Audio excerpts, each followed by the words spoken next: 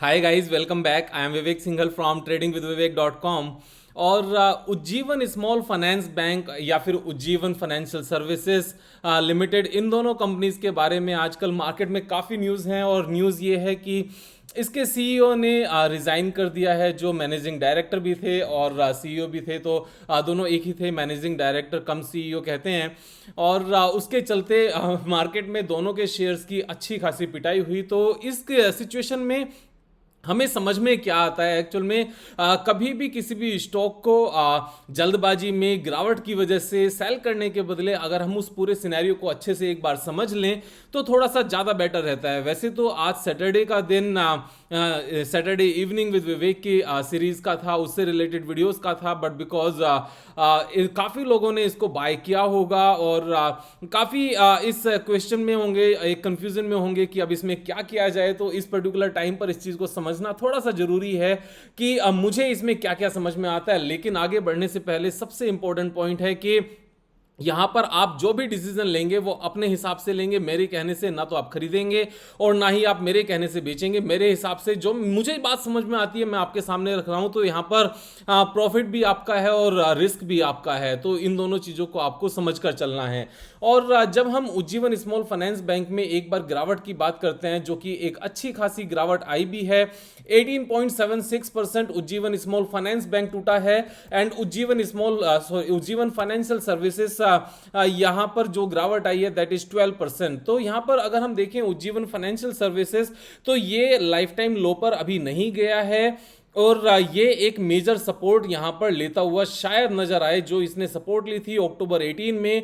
And during this pandemic also इसके नीचे गया, लेकिन इसी एक पर्टिकुलर रेंज में इसने सपोर्ट ली। उसके बाद में यहीं पर इसने एक बार फिर से भी सपोर्ट ली थी।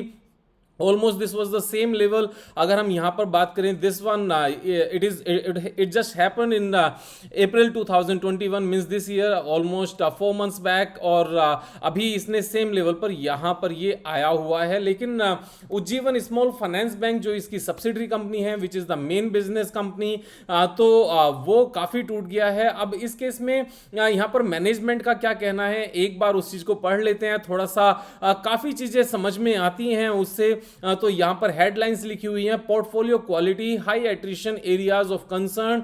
समित घोष जो चेयरमैन है उज्जीवन फाइनेंशियल सर्विसेज के, जो होल्डिंग कंपनी है, उनका क्या कहना है। तो उनकी अगर हम बातें यहां पर पढ़ते हैं तो एक दो चीजें यहां पर समझ में आती हैं।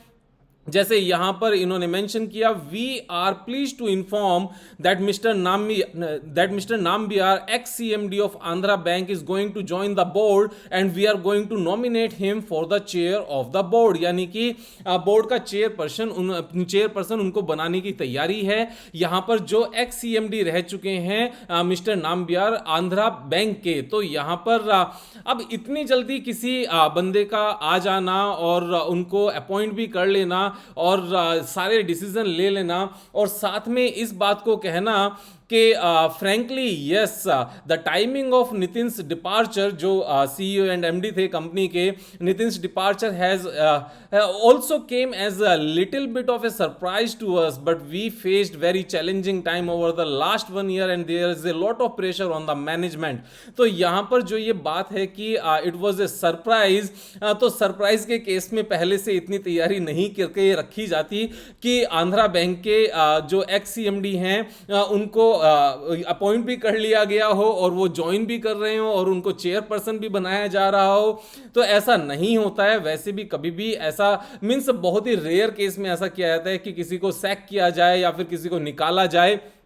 वो काफ़ी कम केसेस में होता है, लेकिन होता भी है। और यहाँ पर जब भी इस तरह के बड़े डिसीजंस होते हैं तो थोड़ा सा ब्लेम गेम जरूर चलता है। अब यहाँ पर एक और बात है, I have the holding company which owns 83% of Ujjivan Small Finance Bank and has nominated me to be a common director specifically to look at the portfolio quality issue and high attrition which has been taking place in the last 6 months specially of people who built Ujjivan. तो यहाँ पर ये एक पूरी restructuring है company पहले से ही परेशान है। लास्ट 6 मंथ्स में जो एनपीएज आए, जो ये अब बता रहे हैं, और इन सब चीज़ों को चलते जब भी किसी भी कंपनी के ऊपर एक लेवल से ज़्यादा प्रेशर आता है तो वहाँ पर जो लोग परफॉर्म नहीं कर पाते या फिर जो दोषी होते हैं तो वहाँ उनको मैनेजमेंट में एक्चुअली रखा नहीं जाता, और ये चीज़ होती ही है। यहाँ पर एक और चीज़ अगर आप देखो, it is not that we forced Nitin to resign. जब भी स्टेटमेंट में इस तरह की बात आ जाए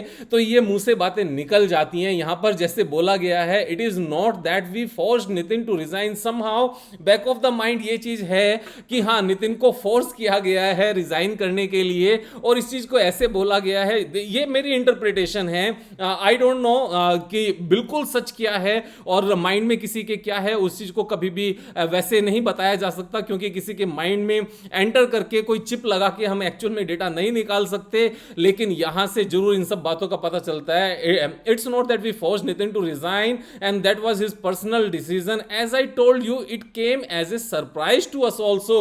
आप एक चीज देखो, जब यहां पर सरप्राइज है तो आंध्रा बैंक के जो एक्स सीएमडी है उनकी तैयारी सब पहले से ही हो चुकी है। I do not think that this is an issue. साथ में ये भी बोलते हैं कि उनके रिजाइन करने से कोई इश्यू भी नहीं है, but certainly we are very concerned over two issues. One is one of the portfolio quality problem and how it is being managed, because we have always been a very conservative organization. तो यहां पर conservative organisation होते हुए भी portfolio quality थोड़ी सी issue है यहां पर।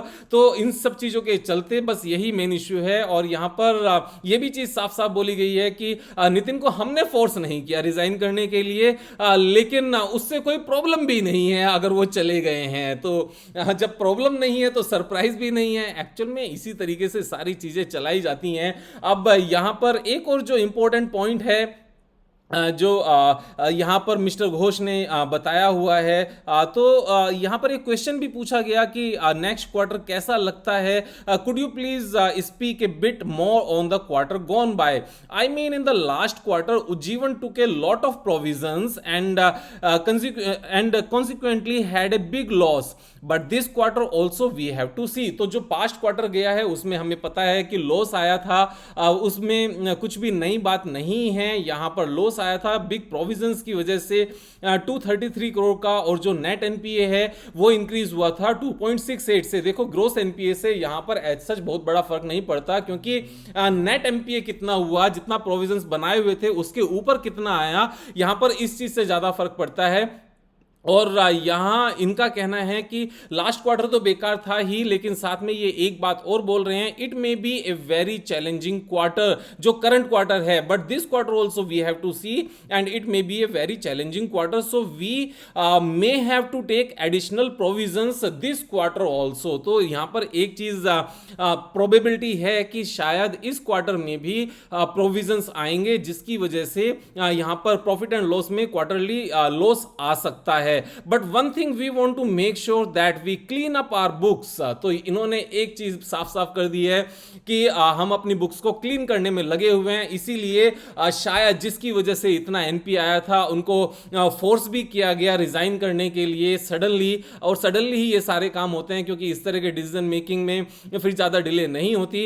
And following quarters onward we start performing very well. तो यहां पर इस चीज को भी इनकी कन्विक्शन है कि जो करंट क्वार्टर है, यानी कि जो सितंबर क्वार्टर के रिजल्ट्स आएंगे, यहां पे भी हो सकता है एडिशनल प्रोविजंस आए, जिसकी वजह से हो सकता है लॉस भी आए, लेकिन इसके बाद क्या, इसके बाद यहां से सिर्फ अच्छा ही अच्छा नजर आता है। तो ये एक पर्टिकुलर पॉइंट है, दिस करंट क्वार्टर में be a big challenge, we have to see that. तो यहां पर सिर्फ करंट क्वार्टर तक का ही मेरे हिसाब से भी प्रॉब्लम नजर आती है, और जिस तरीके से मैनेजमेंट में सीईओ को चेंज किया गया है, जो इनके ही टीम में दूसरा बंदा था उसको भी एस्केलेट किया गया है, शी इज ए लेडी, और यहां पर x chairman of Andhra bank को चेयरपर्सन भी बनाया जा रहा है। तो यहां पर सारी चीजें ये फेरबदल इसीलिए किए गए हैं क्योंकि शायद यहां पर परफॉर्मेंस नहीं दिखा पाए नितिन जी, जो यहां से छोड़कर गए हैं।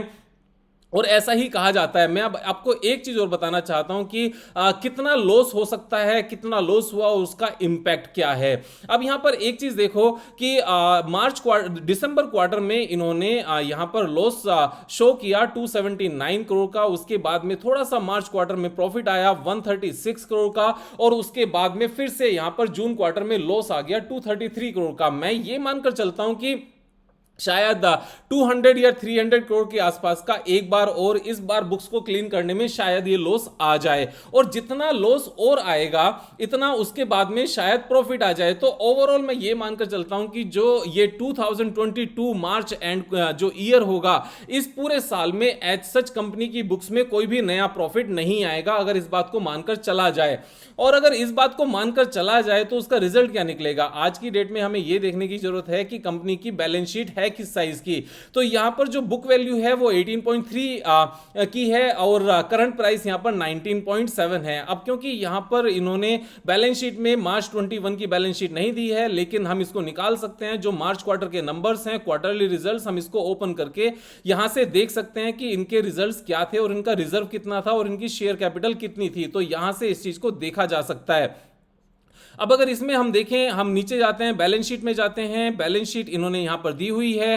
तो मार्च 2021 में जो रिजर्व एंड सरप्लस थे वो 1246 करोड़ के थे, एंड जो कैपिटल थी, कैपिटल हमारी सेम थी यहां पर 1928 करोड़ की। तो कैपिटल सेम है एंड 1246 करोड़ के यहां पर रिजर्व हैं, और इससे पहले 1238 करोड़ के थे, यानी कि कोई डिफरेंस नहीं है एज सच। ये सेम ही अपना रिजल्ट था जो बैलेंस शीट में लास्ट ईयर दिखाया गया था, ऑलमोस्ट सेम ही है 1928 एंड 1238। तो अगर इसका हम टोटल करने लगे 1928 प्लस 1238, दिस इज 3166, यानी कि 3166 ये टोटल आता है। मार्केट कैपिटलाइजेशन कितनी है 3400। तो यहां पर मैं एक चीज मानकर चलता हूं कि बाई अगर किसी भी रीजन से हमारा ये पूरा साल अगर एट पार भी निकल गया, तो एट पार में निकलने के बाद भी अगर सेम ही रहता है, तो जितना भी नुकसान होना था उसका शेयर प्राइस में ऑलरेडी नुकसान दिख चुका है। आप हमें इस बात को समझ के चलने की जरूरत है। जो इसने रिसेंट हाई बनाया था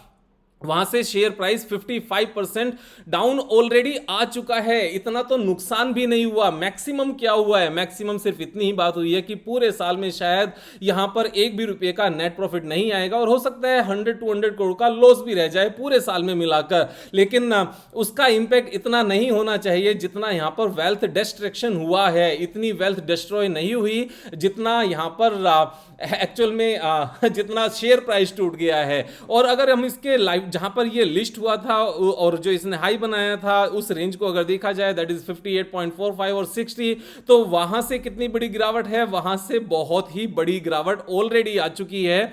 ऑलमोस्ट 67% शेयर प्राइस टूट चुका है। और करंट प्राइस से लेकर अगर हम इससे जो रिसेंट इसने हाई बनाया था in the month of January this year itself, वहां तक भी अगर देखें तो 126% का अपसाइड का हिसाब किताब है। मैं एक चीज कहता हूं कि अगर सब कुछ वापस से नॉर्मल होने में अगर 2 quarters 3 quarters as it is निकल जाए, यानी कि नेक्स्ट क्वार्टर जो आने वाला है सितंबर का उसमें लॉस आ जाए, उसके बाद में थोड़ा सा एट पार रह जाए, और उसके बाद में मार्च क्वार्टर जो होगा वो प्रॉफिट आ जाए, जैसे ही एक क्वार्टर का वापस से प्रॉफिट आएगा, सारी चीजें और बुक्स क्लीन हो चुकी होंगी, सारी चीजें वापस से ठीक हो जाएंगी। और अगर 1-1.5 साल यहां से लगता है तो ये सारी चीजें ऊपर अपने आप से ठीक होती हुई नजर आती हैं। 126% का यहां से नजर आता है। अभी बात यह है कि काफी लोगों ने ऊपर भी परचेज किया होगा।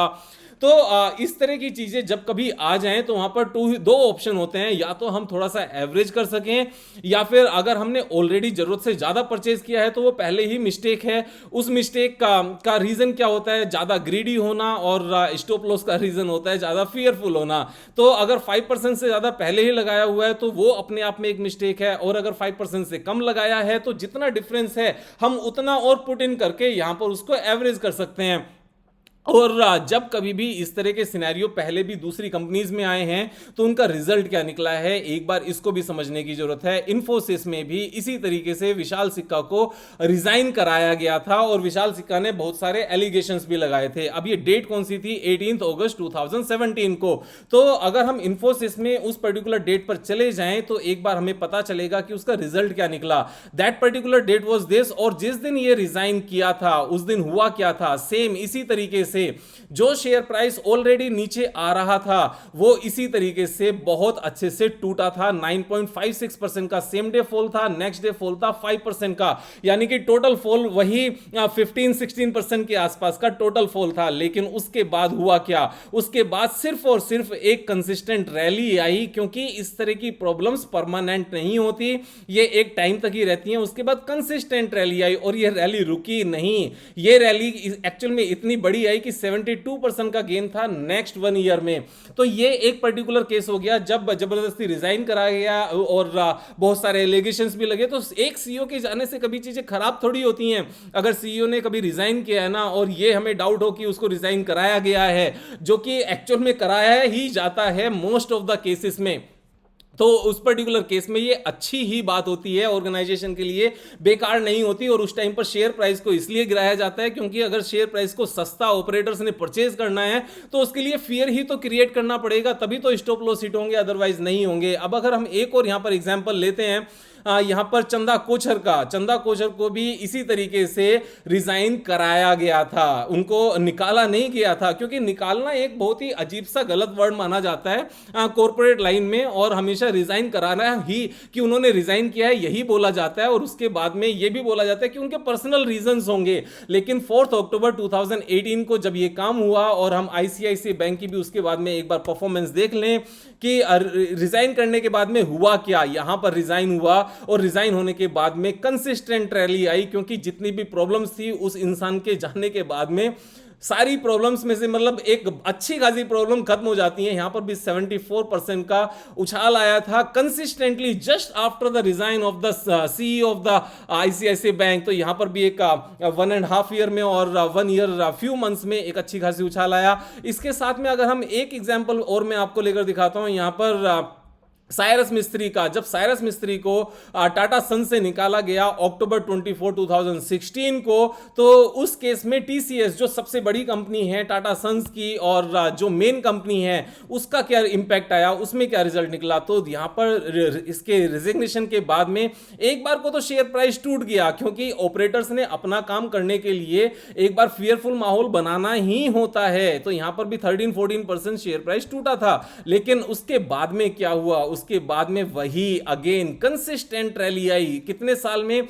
अगले 1-1.5 साल में कितनी रैली आई, 100% की 2 इयर्स में 115% की रैली आना टीसीएस जितने बड़े स्टॉक में, तो ये छोटी बात नहीं होती। तो जब भी इस तरह के काम होते हैं, जब भी इस तरह से किसी को निकाला जाता है, उसके बाद में हमेशा इसी तरह की अच्छी रैली आती है। पेज इंडस्ट्रीज में भी सेम चीज हुई थी। अगर आप देखो, page industries slips after CEO resignation. अब अगर सीईओ ने रिजाइन कर दिया तो कौन सा पहाड़ टूट गया। आप यहां पर देखो फरवरी 17, 2021, यानी कि दिस ईयर इटसेल्फ फरवरी में ये चीज हुई। तो पेज इंडस्ट्रीज का भी अगर हम एक बार चार्ट ओपन करके देखने लगे तो उसके बाद क्या हुआ, एक बार को तो फॉल आया, क्योंकि अगेन ऑपरेटर ने फियरफुल माहौल बनाना था, इसीलिए तो इस तरह की न्यूज छपती है। 20% डाउन गया, but what happened after that, उसके बाद में लगातार रैली ही रैली है, एवरीथिंग इज गोइंग अप। एक सीईओ के जाने से कभी कंपनी बंद नहीं होती, बल्कि थोड़ा सा अच्छा ही होता है, और खास तौर से जब ऑलरेडी स्टॉक टूट गया हो और इस न्यूज से वो जमीन पर और ज्यादा नीचे चला गया हो। अब एक चीज छोटी सी समझने की जरूरत है यहां पे, which is very important. Ujjivan Small Finance bank, यहां पर अगर हम कंपनी के फाइनेंशियल्स की बात करने लगे, अगर मार्केट कैप की बात करने लगे, 3400 की मार्केट कैप है, और आज की डेट में जब 19.7 का प्राइस है तब ये मार्केट कैप है। अगर उज्जीवन स्मॉल फाइनेंस बैंक का हम अब से गिरावट देखने लगे, जो हाल फिलहाल में यहां पर गिरावट हुई है, अभी जनवरी मंथ में इसका शेयर प्राइस था 44.5। अब 44.5 के केस में यहां पर मार्केट कैप कितनी हुई होती। अब यहां पर एक चीज देखो, 3405 डिवाइडेड बाय जो अभी शेयर प्राइस है वो, और मल्टीप्लाई बाय 44.5। तो उस टाइम पर यानी कि जनवरी 21 दिस ईयर ओनली, इस कंपनी की मार्केट कैपिटलाइजेशन कितनी थी, 7,691। और यहां पर अभी मार्केट कैपिटलाइजेशन कितनी है, 3400, तब कितनी थी, 7600, यानी कि 4200 करोड़ की मार्केट कैप खत्म हो गई। कितनी वैल्यू खत्म होने से, मैं कहता हूं अगर लॉस हुआ भी पूरे साल में कंबाइंड टुगेदर 200 करोड़ का, उसकी वजह से जो इतना बड़ा ये फॉल आया है ना, ये तो वापस से रिस्टोर होता ही है, मेरी समझ ये कहती है। और इन सब बातों को समझकर ही आज तक का मैं अगर पर्सनली अपनी बात करूं तो मैंने means I have been successful according to me in stock market. बाकी हर किसी का सक्सेस का अलग अलग तरीका होता है, लेकिन अगर हम 40% प्लस की CAGR लास्ट 15 16 17 ईयर्स में अगर कमा सकते हैं तो मेरे हिसाब से उसको सक्सेस ही कहते हैं ट्रेडिंग में। लेकिन यहां पर जब 40% CAGR की बात होती है तो यहां पर 40 को अगर हम 12 से डिवाइड करें मंथली यानी कि 3%, 3.3%, तो यहां पर 3.33% की एवरेज इनकम, मंथली इनकम की बात नहीं होती, यहां पर एनुअल इनकम की बात होती है। और एनुअल इनकम की भी जब बात होती है तो इंडिविजुअली सारे स्टॉक्स में 40% आएगा ये बात कभी नहीं होती। किसी में 70% आया, किसी में 10% आया, एवरेज होकर 40% हो गया, ऐसे भी देखा जाता है। एंड समटाइम्स अगर किसी स्टॉक में 100% आया और किसी स्टॉक में यहां पर माइनस में 20% भी आया तो भी उसको एवरेज करके 40% ऐसे ही देखा जाता है। Individual every stocks will be giving more than 40% CAGR, that's not actually correct. क्योंकि अगर कभी भी किसी भी क्रिकेट मैच में कोई भी टीम अगर जीतती है तो सारे ही प्लेयर्स उसमें सेंचुरी नहीं बनाते और सारे ही बॉलर्स उसमें कभी भी सारे विकेट्स एक एक करके दो दो करके विकेट्स नहीं लेते। Few of the players only do perform in a single stock, सारे ही प्लेयर्स कभी भी परफॉर्म नहीं किया करते। तो यहां पर कभी भी किस प्लेयर ने कितना रन बनाए या कितनी ओवर लिए that is not important. Important है हमने मैच जीता क्या, हमने यहां पर सीरीज जीती क्या, हमने साल का 40% बनाया क्या। तो 40% बनाने के लिए इन चीजों को समझने की जरूरत है। एक चीज ध्यान रखना, जब भी स्टॉप लॉस लगाया जाता है वो फियर की वजह से होता है, और जब भी 5% से ज्यादा एक स्टॉक में इन्वेस्ट किया जाता है वो भी फियर की वजह से होता है, वो ग्रीड की वजह से होता है। तो यहां पर एक्सेस ग्रीड हमें 5% से ज्यादा एक स्टॉक में लगाने के लिए एक्साइटेड करती है, और जो यहां पर फियर होता है वो हमें स्टॉप लॉस लगाने पर मजबूर करता है। और ये दोनों ही हथियार ऑपरेटर्स के होते हैं। ऑपरेटर यही काम करता है, फंसाने के लिए 5% से ज्यादा और सस्ता माल खरीदने के लिए स्टॉप लॉस लगवाना। ऑपरेटर का सिर्फ यही काम है, हमें अपनी समझदारी दिखानी है। ये मेरा कहना था, आप अपनी समझ से काम करेंगे क्योंकि पैसा आपका लगा है, प्रॉफिट भी आपका है और यहां पर रिस्क भी आपका है। लेकिन समझने से पहले, मतलब चीजों को समझ के करेंगे तो हमेशा बेटर होता है, और समझने से पहले अगर हम ओपन माइंड के साथ बैठेंगे तो और अच्छा होता है। कल फिर मिलेंगे एक नई वीडियो के साथ, तब तक मजे करो यार। Thank you so much, have a nice day.